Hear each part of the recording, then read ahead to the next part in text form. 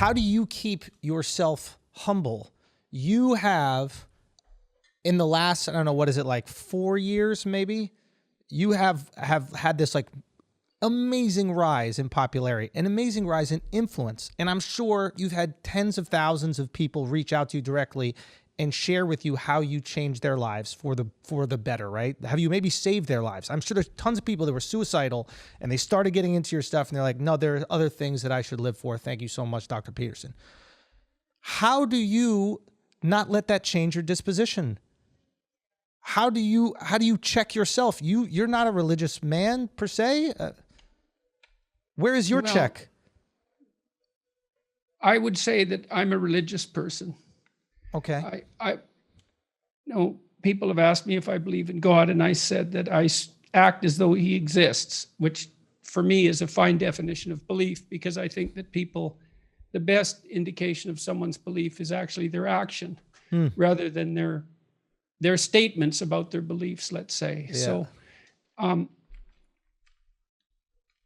I have all sorts of checks apart from that. I mean, there's a responsibility that goes along with being someone who people turn to when they're in trouble. And so I have that in mind all the time. I also understand that many of my ideas, perhaps most of them, perhaps all of them for that matter, it's not appropriate for me to claim them.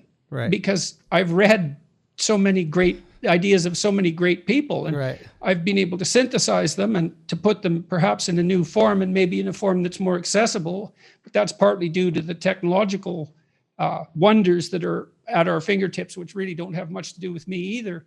And I'm very cognizant of the fact that I've been influenced by the great thinkers that I've had the privilege to read. And I have friends and family who are watching what I'm doing all the time and helping me. And then I also probably don't really have the temperament for rampant egotism. You know, I tend towards the depressive end of the spectrum. And so, yeah, that's your superpower. Maybe that's your check, I suppose.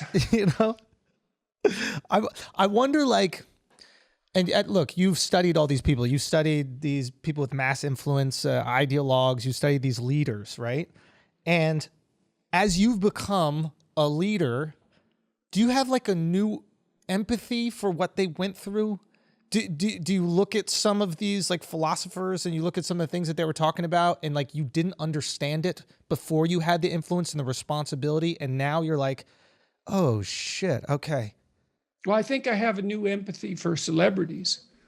I understand a lot more clearly what it's like to live in the public eye.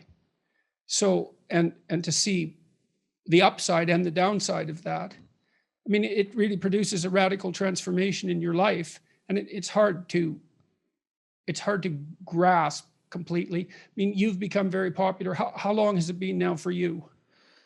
At this level, maybe the last 2-3 years, something like that. Maybe at this level, last 2-3 years. I had a little fame earlier in my career, then it kind of went away, and then when it came back, I was more kind of like ready and understood what it was going to be. I felt more comfortable in my own skin. Initially, I thought that I had to prove I was funny to every stranger I met on the street. I had to justify where I was.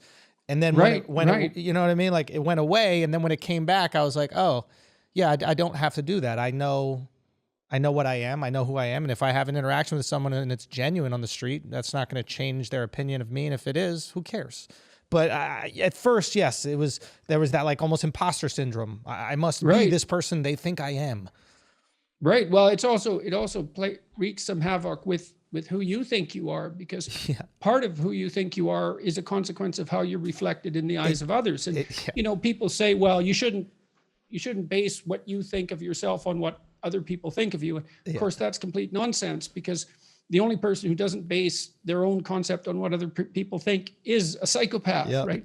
You have to be sensitive to public opinion, which doesn't mean that you should be nothing but a creature of public opinion. Right. But when you're a public figure, let's say, and you are reflected continually in the public, then it does tend to wreak havoc with your own conception of yourself. And that's certainly the situation that I find myself in, because well, I'm not working at the university anymore. I'm on extended leave and I don't have my clinical practice. So those were two primary sources of my, let's say, professional identity. And now I'm constantly beset with the question of exactly who I am. And I can't tell because I'm reflected all sorts of ways publicly. And it isn't obvious which of those I should be paying attention to.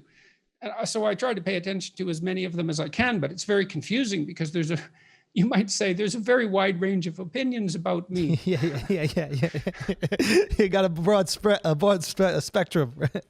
Yeah. So it's somewhat daunting. And so I have some sympathy for celebrities who are now exposed in a radical way to the public. I'm in a strange position, though, I would say in some sense, even compared to most celebrities, because movie stars, for example, they're famous for the parts they play.